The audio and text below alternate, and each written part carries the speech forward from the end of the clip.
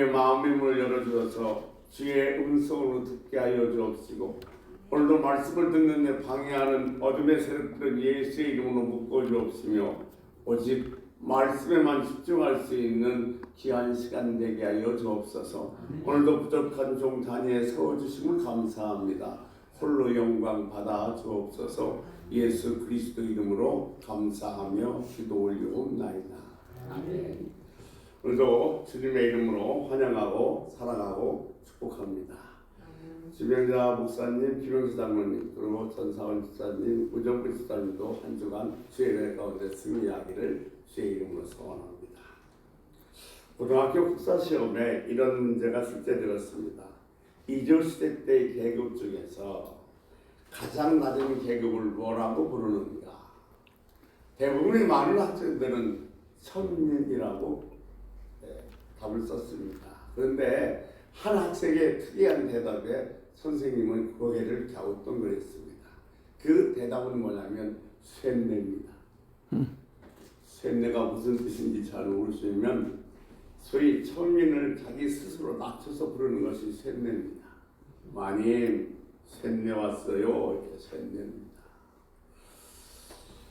사실 우리가 이 땅에 살면서 정말로 가족과 이웃을 섬기는 쇠뇌의 삶이 아닌가 생각해 봅니다. 이가 시대적으로 어렵고 경제적으로 어렵고 다 어렵다고 하는데 사실 정말 중요한 떨어지는 하나님의 미학, 즉 쇠뇌의 삶을 사는 사람들이 없기에 이처럼 사회가 어렵고 힘든 것이 아닌가 생각해 봅니다. 스스로는 믿음이 있다고는 하지만 그 믿음을 내 삶에 적용시켜서 이웃을 섬기며 가족을 섬기며 나누면서 사는 이 쇠뇌의 삶이 없기 때문에 오늘날 교회도 사회도 팍팍한 삶이 아닌가 생각해 봅니다. 우리 민심이 천심이라는 얘기 있습니다. 근데 민심이 천심일 수도 있고 또 천심이 아닐 수도 있습니다. 그래서 여론조사에 소위 정치인들은 아주 촉각을 세우고 있지만 민심이 전부는 아닙니다. 우리는 어디에 관심을 두고 살아야 하는가 하냐면 성경은 한결같이 우리에게 이야기해주고 있습니다. 하나님 마음에 관심을 두고 살아야 됩니다. 관심.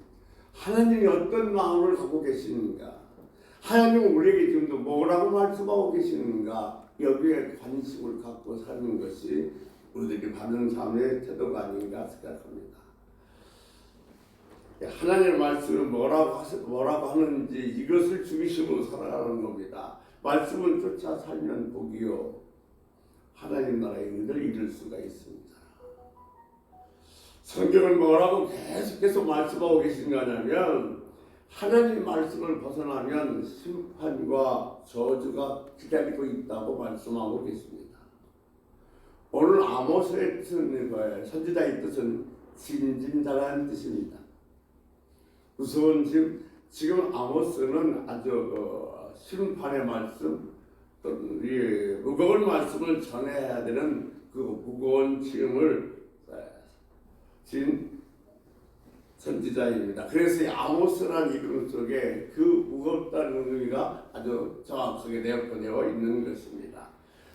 아모스는 남유다 출신입니다. 좋은 가문에 태어나지도 않았습니다. 뽕나무를 재배하던 사람입니다. 근데 북이스라엘이 하나님 말씀에도 불구하고 그들이 돌이키지 않자 하나님께서는 남유다 선지자 아모스를 통해서 이스라엘 백성들이 북이스라엘의 심판을 경고하고 계신 것입니다. 하나님은 공의의 하나님이십니다. 그래서 아모스는 지금 하나님의 공의를 선포하고 있는 것입니다. 아모스의 시절에는 이스라엘 왕은 여로보암 2세였습니다. 그때는 외향적으로는 가장 번성기를 누리고 있었던 시대입니다. 잘 나가고 영토가 넓어지기 시작하니까 그들이 잘나서 그런 줄 알고 영적으로 종교적으로 타락하기 시작합니다. 잘 나가다 보면 분주하다 보면 우리는 하나님을 잃어버리기가 쉽습니다. 내가 바쁘니까 잘 나가니까 하나하나 세상에 하나하나 죄에 양보하다 보면 나중에 나의 영적인 생명까지 잃어버리고 마는 겁니다. 여러분, 사람이 보기에 좋은 걸 따라갔다가는 큰일 납니다. 하나님 오늘도 우리에게 말씀하고 계신 줄 믿습니다. 우리 심령에게 말씀하고 계십니다. 그 말씀을 따라서 살아가야 된다는 것입니다. 말씀을 쫓아가면 그것이 복이 되고 그것은 아름답게 하지만 하나님께서 기뻐 받으실지도 믿습니다. 오늘도 하나님 주신 말씀으로 우리가 돌이켜서 생명의 길, 사는 길로 갈 수 있는 은혜가 있길 소원합니다. 아멘. 오늘 아모스 1장 1절에 보면 2년 전에 지진이 일어났습니다. 그들이 이 지진이 일어나기 전에 1년 전 아니 하루 전이라도 돌이켰다면 아마 이 지진의 심판은 없었을 것입니다. 지금 1장에서 아모스 2장까지는 8나라의 죄에 대해서 지적하면서 심판을 말씀하고 계십니다. 특별히 1장에서는 5나라의 죄를 기록하면서 그들의 징계를 말씀하고 계십니다. 오늘 이 말씀을 통해서 각성했으면 좋겠습니다. 사랑하는 성도 여러분, 역도 선수들이 무거운 자기 몸무게보다 훨씬 더 무거운 역기를 들기 위해서 시합장으로 출발하기 전에 보면 특이한 행동을 하나 합니다. 다 심호흡을 하고 몸을 풀고 훈련되는 벨트를 메고 코에다가 아모니아수를 잠깐 들이킵니다. 그 순간 그 아모니아수를 딱 들이키는 순간에 소위 정신이 벅적 들어서 각성하게 되죠. 마찬가지로 오늘도 이 말씀을 통해서 저와 여러분 영적인 각성이 있기를 주의 이름으로 소원합니다. 아멘. 오늘 이 본문 5나라의 그 죄를 열거하면서 특징이 3가지가 있습니다. 첫째, 여러 가지 죄로 말미암아 서너 가지 죄로 말미암아 그랬습니다. 근데 히브리 율법사 여기는 서너 가지 죄는 3개나 4개의 죄가 아니라 수없이 말할 수 없는 죄를 이야기하고 있습니다. 또 하나는 여호와께서 이처럼 말씀하셨다고 되어 있습니다. 악행에 대한 심판은 하나님의 주권으로 이루어진다는 사실을 보여주고 있습니다. 세 번째, 내가 모든 인생의 주권 주인은 하나님이라는 사실을 즉 아모스는 이 5나라의 죄를 열거하면서 그들을 징계하면서 우리들에게 교훈하고 있는 것입니다. 여러분, 우리는 우리 인생의 주인이 주님이심을 인정해야 됩니다. 그래서 우리는 말씀을 따라서 변해야 되고 하나님의 성품을 따라 사는 것입니다. 오늘도 이 5나라의 죄악에 따라서 우리가 살펴볼 때에 하나님께서 우리에게 주는 교훈이 어떤 것인가를 열어주는 역사가 있기를 주의 이름으로 소원합니다. 첫 번째, 다메섹 때에 아모스 1장 3절에서 5절 말씀에 보면 다메섹 때의 죄에 대해서 얘기하고 있습니다. 다메섹에서는 다른 사람을 지배하게 하는 것이요, 가사의 죄는 약점 잡힌 사람을 찬양하는 것이고 둘의 죄는 이익을 위해서 약속을 저버리는 것이라고 얘기하고 있습니다. 그리고 아모스 1장 11절에서 14절까지는 다시 또 세 나라의 죄를 대해서 얘기하고 있는데 아모스 1장 11절 말씀에 이렇게 기록되고 있습니다. 우리 11절 같이 한번 보겠습니다.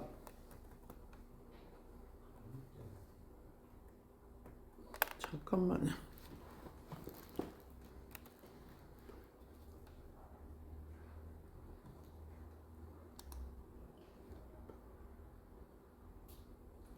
그냥 목사님 읽으셔요. 여기 뭐 잘못됐어요 지금.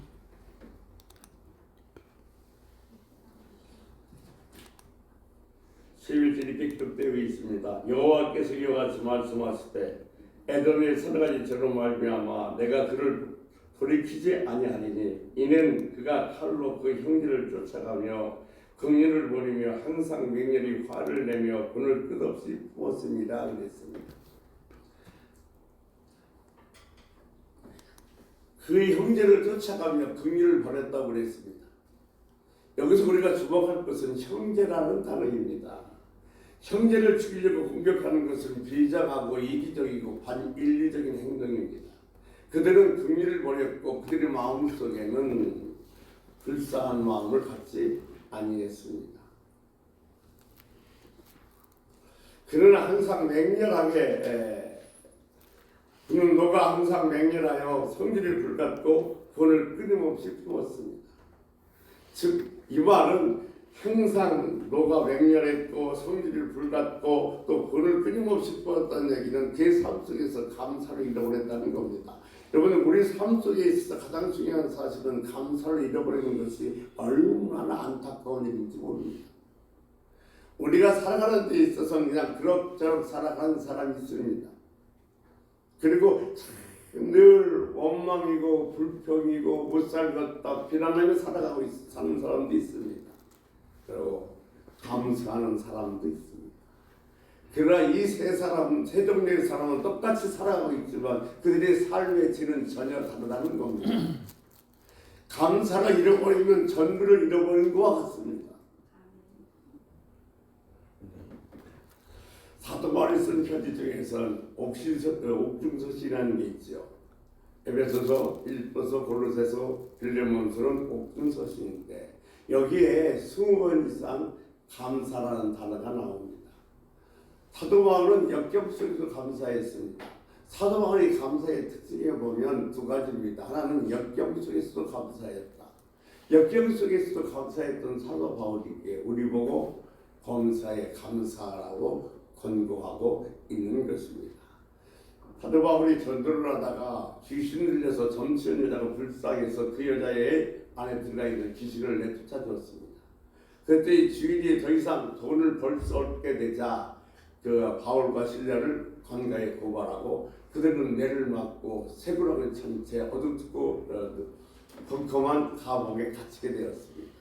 근데 그 감옥 속에서 쇠고랑이 찬 감옥 속에 그들은 놓여 감사하며 찬송하며 기뻐했다고 성경은 기록하고 있습니다. 에베소 5장 20절 범사의 우리 주 예수 그리스도 이름으로 항상 아버지께 감사하라 그랬고, 여러분이 너무도 잘 아시는 말씀 데살로니가전서 5장 18절 말씀 범사에 감사하라, 이것이 그리스도 안에서 너를 향한 하나님의 뜻입니다 그랬습니다. 역경 중에도 감사 생활을 했던 사도 바울은 범사에 감사하라는 것을 확실히 있게 권면했습니다. 여러분, 범사에 감사하는 것이 우리가 하나님 뜻대로 생각하는 겁니다. 어떤 형편에도 어떤 처지에도 어떻게 감사할 수 있는가, 지금 힘든데 지금 처지가 어려운데 어떻게 감사할 수 있는가. 여러분, 감사라는 영어의 단어나 생각이라는 영어의 단어 땡큐나 싱큐를 보면 모음 한 자리 차이입니다. 이 말은 무슨 말씀이냐면 생각만 바뀌면 얼마든지 감사할 수 있다는 겁니다. 내가 어떤 처지에 있는지, 내가 형편이 지금 어떤지는 아무런 상관이 없습니다. 뭐만 바뀌면, 내 생각만 바뀌면 얼마든지 감사할 수 있다는 겁니다. 그래서 성경에서 얘기하는 감사는 미리 감사. 저는 이것을 김칫국 감사라고 얘기합니다만 미리 감사가 되는 겁니다. 두 번째, 바울의 감사의 특징은 타에게 받은 축복을 감사했습니다. 내 스스로 받은 것만 그냥 감사한 것이 아니라 고린도 교회 성도들이 받은 은혜에 감사했고 로마 교인들이 받은 축복에 인해서 감사했습니다. 사도 바울은 자기와 연관된 교회의 교인들이 받은 축복으로 말미암아 하나님께 감사를 드렸습니다. 우리에게도 이처럼 폭넓은 감사가 있어야 될 줄로 생각이 됩니다. 여러분, 우리가 살아가면서 우리는 미처 의식하지 못하고 살고 있을지도 모르지만 감사를 잃어버리면 난폭하고 거칠어지게 되어 있습니다. 성질이 일시적으로 나는 것이 아니라 틈만 나면 불을 내고 원망과 불평이 가득하여 보복할 기회를 찾아 칼로 힘을 주려 하는 긍휼이 없는 모습인 겁니다. 저는 이 시대의 가장 심각한 질병은 분노 조절 장애라고 생각됩니다. 분노를 참을 수가 없어서 나와 생명무지의 사람을 그냥 마구 두드려 패고 때로는 죽이기까지 하는 이런 엄청난 시대에 정말로 교회에서 할 일은 많다고 생각이 됩니다. 그렇게 잔인한 삶을 살아가는 에돔의 그 해강의 결과가 12절의 말씀에 나옵니다. 내가 대만에 불을 보내리니 고스라의 궁궐을 사느니라. 대만은 지혜의 도시입니다. 에돔의 교육의 도시였습니다. 에돔의 말씀이라 만군의 여호와께서 이와 같이 말씀하실 때 대만에는 다시는 지혜가 없게 되리라. 이토록 축복받은 지혜의 도시에 불을 내리겠다는 하나님의 마음을 우리는 헤아릴 수 있어야 됩니다. 이가서 2장 12절 말씀에 보면 야곱아 내가 반드시 너를 다 모으며 내가 반드시 이스라엘 남은 자를 모으고 그들을 한 초소에 두기로 보스라 양떼 같이 하여 초장의 양떼 같이 하리라. 사람들은 크게 떠들 것이며 보스라는 기름진 땅으로서 보스라의 양이 유명합니다. 이처럼 먹고 살만한 축복의 도시에 국고를 태워 없앴다는 경고의 말씀은 그들이 잔인하게 살아가는 사람들에 대한 심판인 것입니다. 에돔은 누구입니까? 야곱의 쌍둥이 형제 에서의 후손입니다.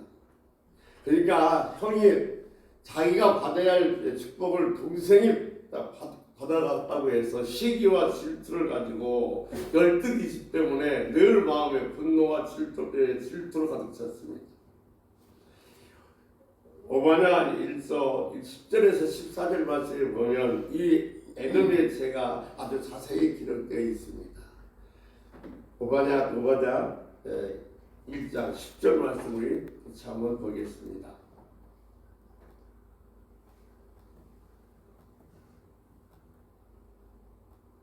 하지 말라 그랬잖아요, 목사님.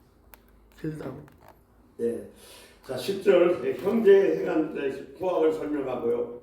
11절에서는 형제가 어려움을 당할 때 멀리서 방관하였다고 말합니다. 12절에서는 방관에서 한 걸음 더 나가 기뻐함으로 크게 입을 벌려 웃는 모습을 보여줍니다. 13절 14절에서는 그들이 살아보려고 몸부림치는 형제의 도망을 마지막 구멍마저 막아버리는 비정한 모습이 그려져 있습니다. 한마디로 사촌이 땅을 사면 배 아파하는 그런 심정인 것입니다. 그럴 때 자존심과 열등감 그리고 시기 질투 때문에 하나님이 쓰시기는 사람까지 미워하고 방관하는 잘못된 모습을 보였습니다. 성경은 이 모습을 다른 사람들의 모습이 아니라 우리 믿는 사람들이 행하고 있는 모습이라는 것이 더 큰 문제라는 것을 지적하고 있습니다. 그런 우리를 보고 주님께서 뭐라고 말씀하십니까? 서로 사랑하라고 말씀하십니다. 사랑하라고 말씀하시는 우리 하나님은 어떤 하나님이십니까? 긍휼히 여기시며 끝까지 사랑하시는 분이십니다. 서로 살아가라, 서로 용서해라, 서로 불쌍히 여겨라, 서로를 위하여 기도하라, 서로 축복하라. 여러분, 사랑은 책임지는 겁니다. 예수님께서 십자가에 달려 돌아가시면서 자기 제자 요한에게 마지막 육신의 어머니 마리아를 부탁했던 모습, 요한복음 10장 16절 말씀처럼 여러분, 사랑은 책임지는 겁니다. 성경은 이렇게 얘기하고 있습니다. 누구든지 막론하고 자기 형제를 사랑하지 않고 돌보지 않는 사람은 이방인보다 더 나쁘다고 그랬습니다. 주 예수를 믿더라. 그리하면 너와 내 집에 구원을 얻으리라. 사도행전 16장 31절 말씀. 이 말씀은 어떤 의미냐면 먼저 믿은 그들이 용서하고 섬기고 축복하고 기도의 나눔을 통해서 특별히 믿지 않는 가족들을 축복하기를 원하신다는 겁니다. 그러니까 우리는 하나님의 축복의 도구인 줄로 믿습니다. 이 축복의 도구가 이기적이 돼서는 아닌 되죠. 우리는 우리가 목숨 걸고 붙들어야 될 것과 버려야 될 것을 구별할 수 있어야 됩니다. 그리고 온전히 축복을 주시는 하나님이 원하시는 무엇인가 하나님의 마음을 알 수 있어야 된다는 것입니다. 아몬의 죄는 아모스 1장 13절에서 15절에 나오고 있습니다만 그들의 죄 13절에 보면 자기 지위를 넓히고자 하여 그랬습니다. 곧 탐욕과 야망 때문에 길리앗의 아이벨 여자의 배를 갈랐던 것을 지목합니다. 여러분, 가난할 때는 화목합니다. 그런데 나눌 유산이 있으면 그때부터는 달라집니다. 사람과 서로 묻어뜯습니다. 길리앗은 유사과 같은 땅이었는데 무역의 요충지였습니다. 그러니 욕심을 낼 수도 있는 것이죠. 이익 앞에서는 완전하게 돌아버립니다. 왜 임산부의 배를 가릅니까? 그 아이가 태어나면 그 아이의 목까지 손해본다고 생각했기 때문에 그렇습니다. 그렇게 목숨 걸고 투쟁한 결과가 뭐냐면 14절 15절인데 나빠서 보면 요즘 암만이라고 부르는 노릇한 수도입니다. 그들이 신의와 의를 배신하고 얻은 물질은 전쟁과 효율 바람에 한순간에 사라지고 그것을 획득했던 사람들도 어느 한순간 사라져 남은 나라의 포로가 되어진다는 겁니다. 여기서 우리가 어떤 교훈을 얻을 수 있습니까? 우리 믿는 사람이 목숨 걸고 지켜야 될 것이 무엇인가를 생각해 보야 됩니다. 내가 지켜야 될 것은 얼마간의 물질 또 명예 이런 게 아닙니다. 내가 정말로 목숨 걸고 지켜야 될 것은 말씀과 기도와 나와 세상과 죄를 이길 수 있는 은혜를 지켜야 합니다. 우리 믿음의 사람이 목숨 걸고 지켜야 할 것은 말씀과 기도와 은혜입니다. 권력도 물질도 미모도 다 지나갑니다. 그러나 하나님 말씀은 일정일획도 변함이 없습니다. 영원합니다. 그대로 다 이루어지십니다.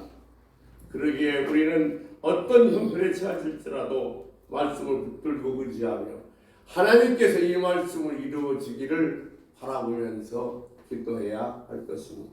아멘. 암몬을 통해서 주시는 교훈은 온유한 자가 땅을 기업으로 차지한다는 겁니다. 잘 살고 싶으십니까? 온유하십시오. 더 잘 살고 싶으십니까? 다른 사람에게 큰 일을 베푸십시오. 더 잘 살고 싶으십니까? 먼저 받은 축복으로 다른 사람을 나누고 다른 사람을 섬기십시오.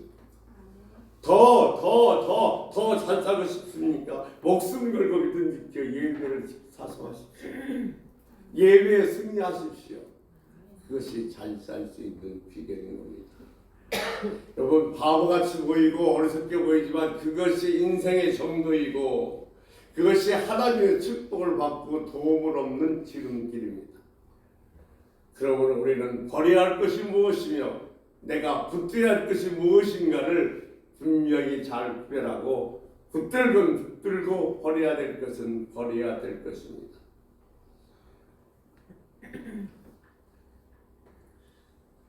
내가 버려야 될 것은 버려버리고 붙들 것은 붙들어 말씀과 기도와 은혜를 붙들어서 정말로 모든 것을 잊어버리고 남은 인생을 즐겁고 사는 것처럼 살아봅시다. 그러니까 다른 건 다 몰라도 말씀과 기도와 은혜는 절대로 놓쳐서는 아니 되는 줄로 믿습니다. 오늘 보면 아모스 2장 1절에 보면 이렇게 기록하고 있습니다. 그는 모압의 그 죄에 대해서 기록하고 있는데 오늘 모압의 죄를 보면서 우리들에게 주는 교훈이 어떤 것인가를 열어지기를 원합니다. 하나님의 마음을 아는 것은 하나님의 마음을 아는 것과 용서를 통하여 하늘문을 열린다는 사실입니다. 그러니까 우리가 참 기억해야 될 것은 하나님의 마음을 알고 내가 정말 용서할 수 없는 사람을 용서했을 때 닫혔던 하늘문이 열린다는 사실을 알아야 합니다. 2장 1절에 보면 그가 에도마의 뼈를 불살라 죄를 만들었다고 합니다. 그건 부관 참사 곧 복수심을 풀지 않았다는 것을 지적하고 있습니다. 사도 바울은 이렇게 우리에게 얘기하고 있습니다. 에베소서 4장 26절에 보면 돈을 내어도 죄를 짓지 말며 해가 지도록 불을 굽지 말며 여러분 지옥은 멀리 있는 게 아닙니다. 복수심을 품은 마음이 곧 지옥입니다. 내가 누군가를 미워하고 그것 때문에 괴로워하고 있다면 나는 지금 지옥에 있는 것 같단 말입니다. 여러분 혹시 비략이라는 영화를 보시거나 아십니까? 이 비략이라는 영화에서는 전도연이라는 배우가 주연을 했는데 자기 아들이 유괴를 당해서 살해를 당합니다. 그 일 때문에 방황하고 힘들어하다가 있는 사람들이 권위를 받아서 예수를 믿고 교회에 출석하게 됩니다. 교회에 출석하면서 그가 은혜를 받아서 그래 비록 내 아들을 죽인 범인이지만 그 범인을 용서해야 되겠다고 마음을 먹고 그 범인이 있는 교도소를 찾아갑니다. 교도소를 찾아가서 면회를 했습니다. 근데 면회를 하면서 면회에 나온 그 자기 아들을 죽인 범인이 뭐라고 하냐면 나는 이미 하나님을 믿어서 용서를 받았다는 겁니다.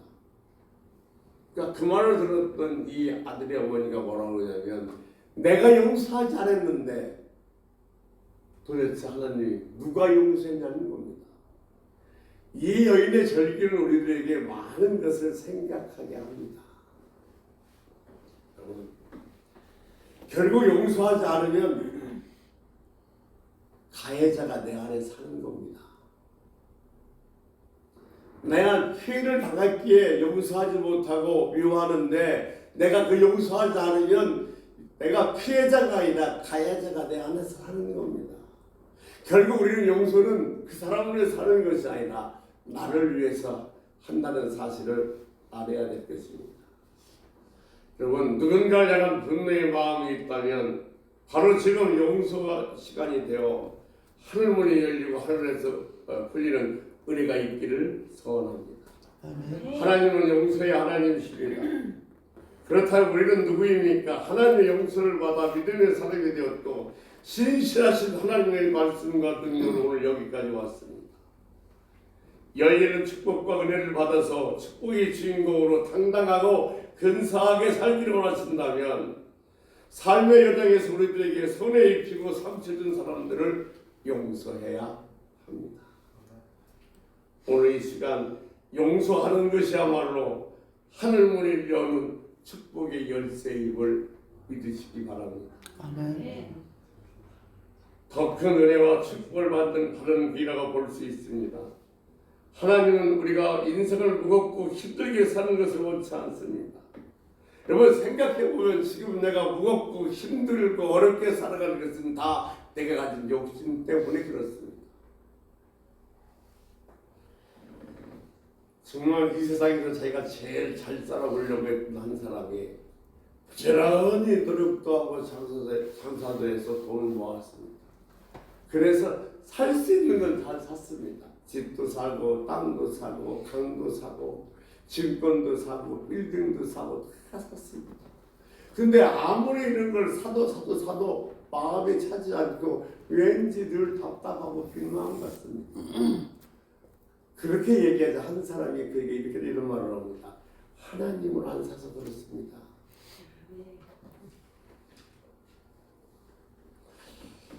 그러자 그 욕심꾸러기 사람은 돈을 주고 하나님을 샀습니다. 그리고 이제는 됐다고 좋아했습니다. 그런데 그러고 있어서 얼마 되지 않아서 욕심적인 자기 자산을 많은 사람들에게 다 그냥 나눠주기 시작합니다. 하나씩 다. 그리고 마침내 아무것도 가지지 않게 되었습니다. 사람들이 어떻게 된 거냐고 물었습니다. 그랬더니 그 욕심쟁이가 이렇게 대답합니다. 내가 돈을 주고 하나님을 샀는데 내가 돈을 주고 하나님을 산 것이 아니라 하나님이 나를 사셨습니다.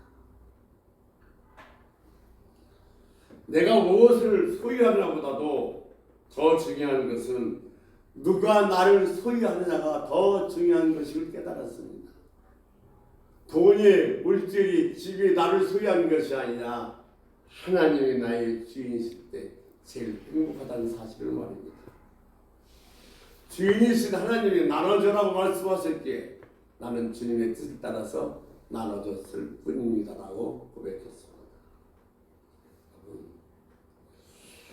하나님은 우리가 서로 용서하고 온유하고 긍휼을 베풀며 살면서 하나님의 축복받기를 원하시는 줄로 믿습니다. 오늘 세상살이 너무 각박하다고 여러분 너무 그렇게 비정하고 긍휼이 없고 용서이 없는 삶을 살고 있는 것은 아닌지 한번 돌아볼 수 있는 시간이 되었으면 좋겠습니다. 우리가 구해야 될 것은 은혜입니다. 저는 이렇게 말씀드리고 싶습니다. 교회는 은혜의 백화점입니다. 빈 그릇을 가지고 와서 언제든지 담아갈 수 있는 것이 교회입니다.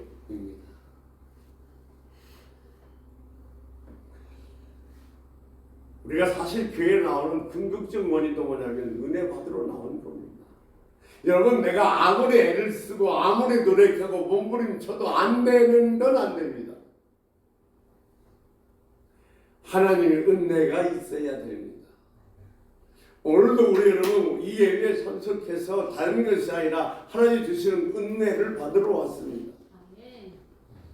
오늘 내가 아모스처럼 내 경각심을 주는 내 마음에 피부를 찌르는 뭔가 하나님의 경고의 말씀이 있어야 됩니다.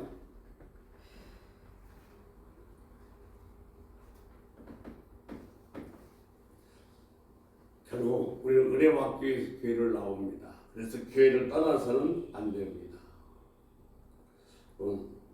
우리가 오늘도 모든 문제를 다 해결할 수 있는 폭포수 같은 은혜를 받으시기를 주의 이름으로 축원합니다. 아멘. 말씀 정리하겠습니다. 이미 고인이 됐습니다만 우리 장모님이 박수도 권사님이 어느 정도 전략하냐면 소변기에다가 소변을 한 번 보고 두 번 보고는 절대로 내리지 않습니다. 세 번쯤 보고 내려요. 한 번 내릴 때만큼 물이 많이 나가니까 소변하는 거죠. 그러니까 어쩌다 한 번씩 가면 소변을 세 번씩 싸워서 안 내리니까 찌릿내가 진동을 하지요. 그래도 여의치 않습니다. 그래요. 근데 어느 날 이 권사님이 설거지를 하는데 물을 얼마나 세게 틀어 쓰시는지 화장실을 내리는 것이 아까워서 소변을 세 번씩이나 싸고 내리시는 분이 설거지할 때는 왜 이렇게 물을 그냥 포스처럼 쓰시는지 내가 하도 궁금해서 여쭤봤습니다. 권사님, 소변통에 물은 그렇게 아까워하시면서 왜 이거 설거지 물은 아까워하지 아니하십니까? 라고 물었더니 그 권사님 하시는 말씀이 물이 폭포수처럼 쏟아져야 찌꺼기가 다 씻겨나간다는 겁니다. 그래서 화장실 물을 아끼지만 이 설거지 물은 아끼지 않으신다는 거예요. 오늘도 우리도 은혜를 폭포수처럼 받아야 돼요. 내가 있는 모든 것이 다 씻겨나갈 수 있는 폭포수 같은 은혜, 그런 은혜를 받을 수 있는 시간 되시기를 주의 이름으로 축원합니다. 우리는 목숨 걸고 지켜야 할 것은 서로 용서하고 허물을 덮어주고 축복하는 일입니다. 우리가 남은 생애에 감당할 것은 받은 축복으로 다른 사람을 살리고 다른 사람을 돕는 일인 것입니다. 진정한 축복은 내 마음을 다해 사는 것이 아니라 용서하며 격려하며 축복하며 사는 것입니다. 받은 축복을 나누는 삶입니다. 우리는 이렇게 오늘 기도할 수 있어야 됩니다. 멀어진 나, 미숙한 나, 인정 없는 나 때문에 상처받은 이웃이나 가정을 치유하고 회복시켜 주옵소서. 이제 달라진 나 때문에 평화와 축복의 역사가 내 주변에 일어나게 하여 주옵소서. 아멘. 그렇게 기도할 수 있어야 될 줄로 믿습니다. 기도하겠습니다. 하나님, 다섯 나라의 죄를 주님께서 지약하시면서